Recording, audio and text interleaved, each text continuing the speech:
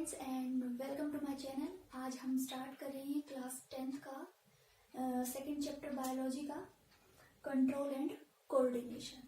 तो जैसे हम लिविंग ऑर्गेनिजम्स की बात करते हैं तो जितने भी लिविंग ऑर्गेनिजम्स हैं, मल्टी सेलुलर ऑर्गेनिजम्स जिनके अंदर टिश्यू लेवल ऑफ ऑर्गेनाइजेशन हो या organ system level of organisation, उनके अंदर जो जितनी भी लाइफ एक्टिविटीज होती हैं, जितनी भी लाइफ प्रोसेसेस होती हैं, वो कंट्रोल्ड मैनर में होती हैं और कोऑर्डिनेटेड वे में होती है। जैसे हम बात करते हैं प्लांट्स के अंदर जर्मिनेशन की, तो जैसे सीडलिंग जो होगा, सीड जो होगा, जैसे हम उसको सॉ करेंगे तो उसके अंदर से जो सीडलिंग निकलेगा, जो रेडिकल्स और प्लूमूल से जो शूट और रूट निकलेगी, वो वाली प्रोसेस हो गई। या जो जर्मिनेशन के बाद जो रेस्पिरेशन वाली प्रोसेस है, फोटोसिंथेसिस जो एक्टिविटी हो रही है, वो सब कंट्रोल्ड मैनर में होंगी। अब प्लांट को ग्रोथ करनी है तो प्लांट के अंदर जो जितने भी हार्मोन्स होंगे वो आपस में कोऑर्डिनेटेड मैनर में काम करेंगे। अगर हम लिविंग एनिमल्स की बात करें तो एनिमल्स के अंदर मान लो हम अपनी बात करते हैं, हमारे जो डाइजेस्टिव सिस्टम है, हमारे जो नर्वस सिस्टम है, या हमारा रेस्पिरेटरी सिस्टम है, सर्कुलेटरी सिस्टम है, एक्सक्रीटरी सिस्टम है, वो सब आपस में कोऑर्डिनेटेड मैनर में काम करेंगे, जिसकी वजह से हम लाइफ एक्टिविटीज जो होंगी उनको कर पाएंगे इजीली। ओके, तो सबसे पहले हम बात करेंगे एनिमल्स के अंदर जो नर्वस सिस्टम है उसकी। तो एनिमल्स के अंदर नर्वस सिस्टम जो होगा 3 टाइप का होगा। सबसे पहला सेंट्रल नर्वस सिस्टम, दूसरा peripheral nervous system and the third one is autonomic nervous system. Central nervous system के अंदर ब्रेन और हमारी स्पाइनल कॉर्ड आएंगे, जबकि पेरिफेरल नर्वस सिस्टम के अंदर नर्व्स आएंगी, और ऑटोनॉमिक नर्वस सिस्टम के अंदर दो सिस्टम आएंगे, पैरासिम्पैथेटिक और सिंपैथेटिक।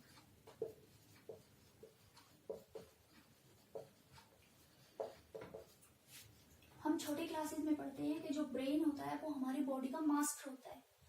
हम इसको मास्टर क्यों बोलते हैं? क्योंकि इसके अंदर इतनी पावर होती है कि ये हमारी बॉडी की हर एक एक्टिविटी को मॉनिटर कर सकता है। ओके, ब्रेन हमेशा स्पाइनल कॉर्ड के साथ अटैच रहेगा। ब्रेन का जो पोर्शन होगा वो स्पाइनल कॉर्ड से अटैच रहेगा।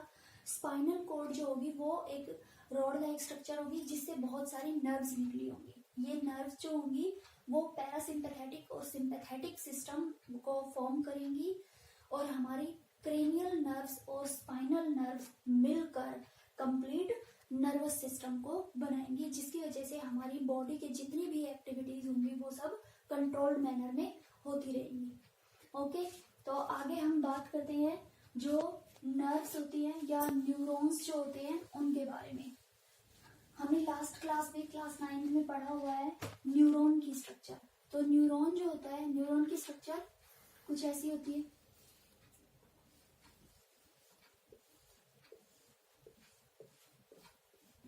क्या होता है? ये साइटोन होती है, मीन्स जिसको हम सेल बॉडी बोलते हैं। ये इसका न्यूक्लियस होगा, ये डेंड्राइट्स होंगे, ये एक्सॉन होगा, और ये होगी नर्व एंडिंग।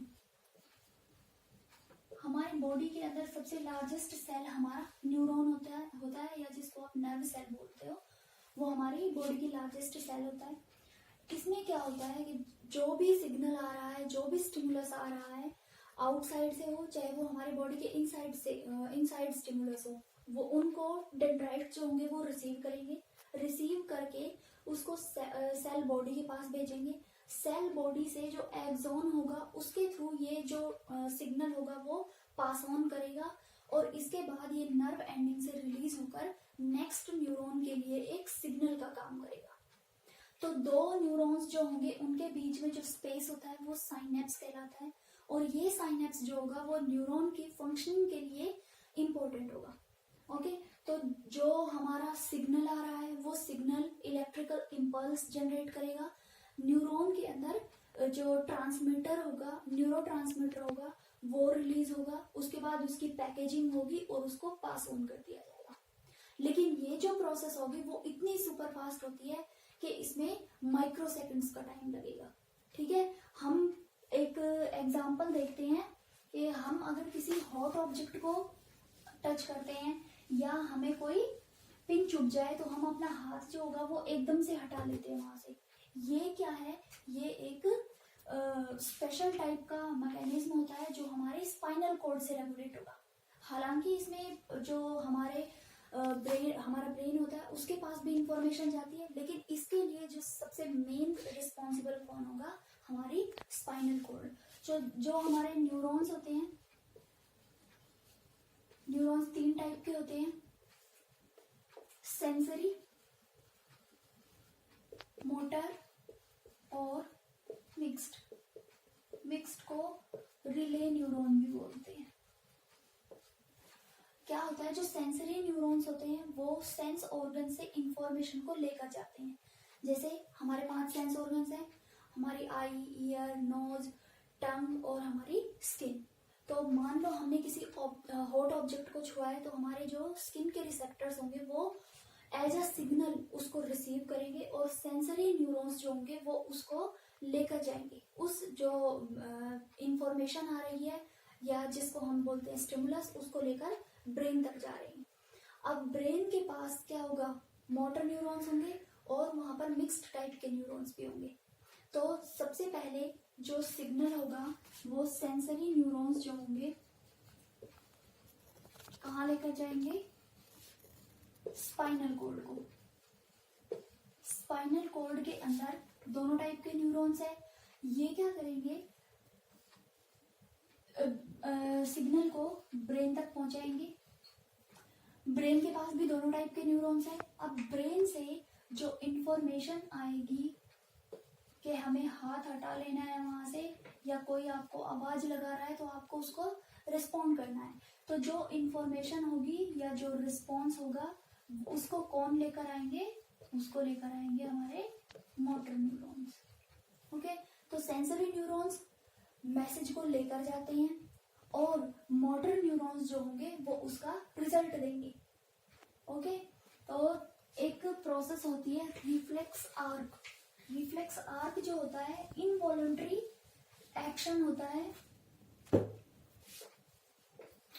रिफ्लेक्स एक्शन बता देती हूँ पहले। रिफ्लेक्स एक्शन क्या होता है, सडन इनवॉलंटरी एक्शन, मीन्स एकदम से हो जाएगा, आप चाहो या ना चाहो।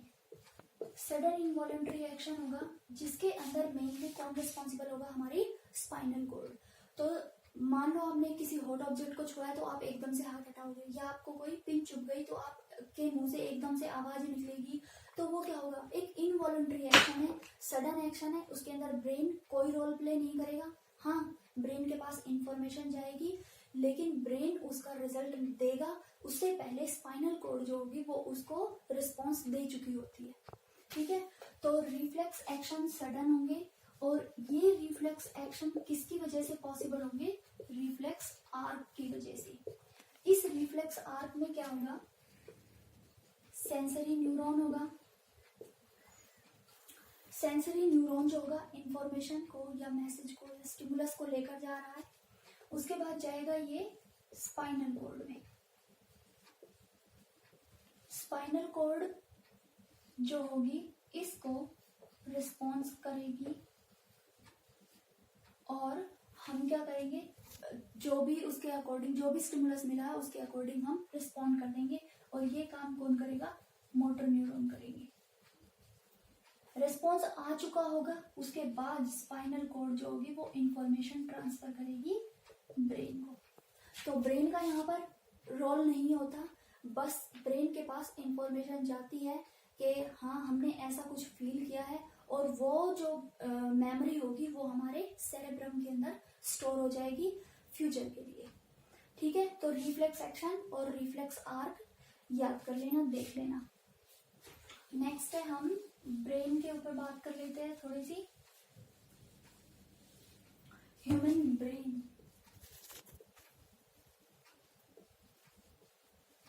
ब्रेन के 3 पार्ट्स होते हैं, fore brain,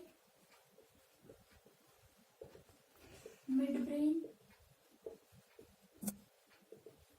and hind brain. Fore brain जो होता है उसके 3 पार्ट्स होते हैं, सेरेब्रम, हाइपोथैलेमस और एक छोटा सा रीजन और होता है थैलेमस। मिड ब्रेन के फर्दर मिड ब्रेन को डिवाइड नहीं किया गया है, मिड ब्रेन के कुछ फंक्शंस हैं वो मैं आगे बताऊंगी। हिंड ब्रेन के 3 पार्ट्स हैं, सेरेबेलम, पोन्स वेरोलाई और मेडुला ओब्लोंगाटा।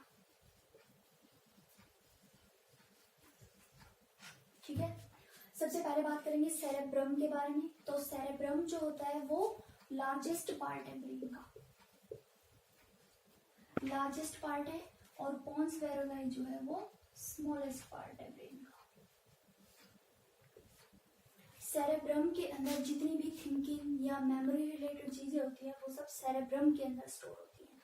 सेरेब्रम जो होता है वो ऑलमोस्ट ब्रेन का पूरा पार्ट कवर किए रखता है, और इंटेलिजेंस जो होती है वो सेरेब्रम की वजह से होती है। ठीक है, नेक्स्ट है हाइपोथैलेमस। हाइपोथैलेमस और थैलेमस जो होते हैं वो हार्मोनल रेगुलेशन के लिए होते हैं, मतलब एंडोक्राइन सिस्टम जो होगा, जिसमें हम कहते हैं कि जो हमारी मास्टर ग्लैंड होती है पिट्यूटरी, उसको रेगुलेट कौन करता है? हाइपोथैलेमस।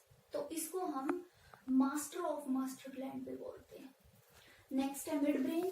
तो मिड ब्रेन के अंदर जितने भी इनवॉलंटरी एक्शंस होते हैं वो सब यहाँ होंगे, जैसे हमारी ब्रीथिंग को कंट्रोल करना है, या हमारे रेस्पिरेशन को कंट्रोल करना है, एक्सक्रीशन को कंट्रोल करना है, जितने भी इनवॉलंटरी एक्शन है जिनका हमें पता भी नहीं चलता वो सब मिड ब्रेन कंट्रोल करेगा। लेकिन मिड ब्रेन अकेला नहीं, वो हाइंड ब्रेन के साथ मिलकर दोनों कोऑर्डिनेटेड मैनर में काम करेंगे, और जितने भी इनवॉलंटरी एक्शंस बॉडी के अंदर हो रहे हैं उनको रेगुलेट करेंगे। नेक्स्ट है हाइंड ब्रेन। तो हाइंड ब्रेन के अंदर 3 पार्ट होते हैं, सेरेबेलम, पोन्स वेरोलाई और मेडुला ओब्लोंगाटा। तो जो सेरेबेलम होता है उसका मेन फंक्शन होता है हमारी बॉडी का इक्विलिब्रियम मेंटेन करके रखना। जैसे आप स्ट्रेट लाइन में चल रहे हो, आपको कोई एक रस्सी के ऊपर चलना है, तो जो प्रिसाइज मूवमेंट्स होते हैं, आप साइकिलिंग कर रहे हो, वो सब सेरेबेलम के थ्रू होता है। ओके, नेक्स्ट है पोन्स वेरोलाई। पोन्स जो होती है वो स्मॉलेस्ट रीजन होता है, और थोड़े बहुत वॉलंटरी और इनवॉलंटरी एक्शंस इस पोन्स वेरोलाई की हेल्प से होते हैं। जो हमारा मेडुला ओब्लोंगाटा है उसको स्मॉल ब्रेन भी बोलते हैं। ये कहाँ प्रेजेंट होता है? जो ब्रेन स्टेम होती है पीछे, उस पर प्रेजेंट होता है ये। और जो मेडुला ओब्लोंगाटा होता है वो मेन रीजन होता है हंगर का, थर्स्ट का। मीन्स आपको अगर सेंसेशन आ रही है खाना खाते टाइम कि अब बस मेरा पेट भर गया, तो वो मेडुला ओब्लोंगाटा की वजह से होती है। यहाँ पर स्नीजिंग और कफिंग सेंटर होते हैं, जिसकी वजह से वॉमिटिंग होती है या स्नीजिंग होती है, वो सब मेडुला ओब्लोंगाटा की वजह से होते हैं। और मेडुला ओब्लोंगाटा के अंदर बहुत सारे इनवॉलंटरी एक्शंस को कंट्रोल करने की पावर होती है। Means medulla oblongata mainly mid brain के साथ मिलकर एक्सक्रीटरी सिस्टम, नर्वस सिस्टम और आपके बहुत सारे जो जितने भी लाइफ प्रोसेसेस के लिए जो भी सिस्टम्स जरूरी हैं उन सबको ये रेगुलेट करेगा। ओके, तो यहाँ तक कर लेना, ये वाला फ्लो चार्ट भी बना लेना और न्यूरॉन का डायग्राम बना लेना। ओके, अगले लेक्चर में हम बात करेंगे प्लांट के अंदर कोऑर्डिनेशन कैसे होती है, और प्लांट और एनिमल्स के हॉर्मोन्स और उनके क्या क्या डिफरेंसेस होते हैं उनके बारे में बात करेंगे। ओके, तो वीडियो अच्छी लगी हो तो प्लीज़ लाइक कर देना और चैनल को सब्सक्राइब कर देना। Thank you.